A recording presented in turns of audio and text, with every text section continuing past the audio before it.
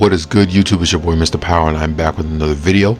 And of course, in this video we are back with the trailer for Power Book 4 Force episode 4 for season 3, and this is a very interesting trailer. I want you guys to check this out and kind of see some of the underlying things that are going to be happening in this episode, because again, as usual, it's going to pick up right where we left off, and you know, things are going to be intriguing. This won't be too long of a video, but we're going to break this down, react, and see what we could expect. Back on with CBI. You ain't back on shit. Get me Egan's every move. I've done everything you asked. Not everything. It's a kid. Man, they make a killer. Tell me what you got out of Stacy Morris. I'ma handle Rashawn. I'ma make you king. I'm getting back on my bad bitch shit. I want a regime change. Tommy's a psychopath. I have one more card to play. One thing that I realized is we didn't really see Shanti in that last episode, like, at all. I'm not sure why. I thought she was like one of the series regulars, main characters in the show. I guess not. We didn't see any traces of her, but she obviously will be in episode 4 and getting a little bit more screen time. And we haven't seen Che either. Obviously we didn't see him that much in season 2 either, but I thought we would have seen him at least by now. But again, budget cuts, scheduling, things like that obviously play a factor into the season. But this is intriguing because obviously we see that scene that we kind of left off in episode 3, right, with Diamond essentially letting D-Mac back into CBI right before Tommy walks in, and Tommy's like, fuck you mean back in CBI, right? And he's like, you ain't back on shit. And you know, Tommy's pushing back, like he doesn't want D-Mac anywhere near the life.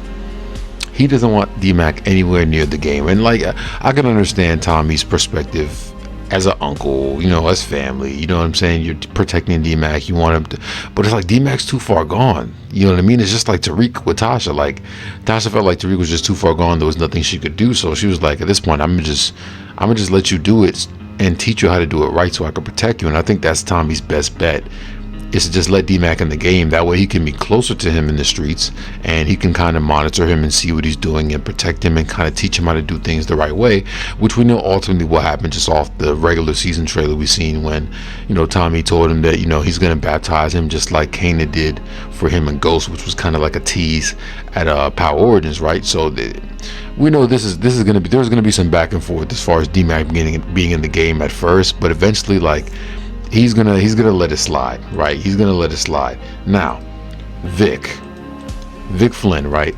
He's gonna be getting pressured on both sides, right? Stacy Marks is gonna be pressuring Vic to get information on Tommy, you know, to continue to flip on Tommy and to get her something that she can use to kind of push her campaign forward, and also, you know, get this conviction with the Marquez cartel, because her campaign is kind of holding on to that because of her, you know, her public divorce issues going on with Bobby DeFranco. And obviously Vic is also going to be getting issues on both sides, right? Tommy as well is going to be like, yo, give me something on Stacy Marks that I can fucking use to take this bitch out, because you know, he's getting frustrated with her and her whole campaign, and like, she's just a nuisance, just like any other Fed has been in power. And you know what Tommy told Vic in that last episode is like, the moment I'm done using you and I can't use you, you're fucking dead. I'm getting rid of you.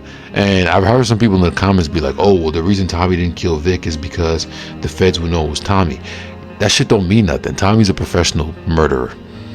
It, like, you think he was worried about that when he was going to kill Vic to begin with? Like, no. At the end of the day, they're going to have to be able to prove that Tommy killed Vic, and they're not going to be able to prove that, and that's if they even find a body when Vic dies. And I'm not even so sure that Vic is going to get killed. So, you know, we're going to have to hold on to that for a little bit, right? And then we have another discussion here with Tommy and Diamond's pretty much telling him like, yo, D-Mac is a killer, and Tommy's telling him like, yo, he's a kid. No, he's not. The moment D-Mac started killing people, that whole child kid excuse went out the window. And I think Tommy's a little bit delusional here because he has love for D-Mac and he doesn't really want to accept who D-Mac is and what he's doing. But like I said earlier, like, he's going to have to accept it eventually anyway, because he has no choice, right? So ultimately, you know, it's going to create a lot of issues. Now we see Shanti quite a lot in this trailer, teaser, whatever you want to call it. And we didn't really see her much in the last episode for whatever reason.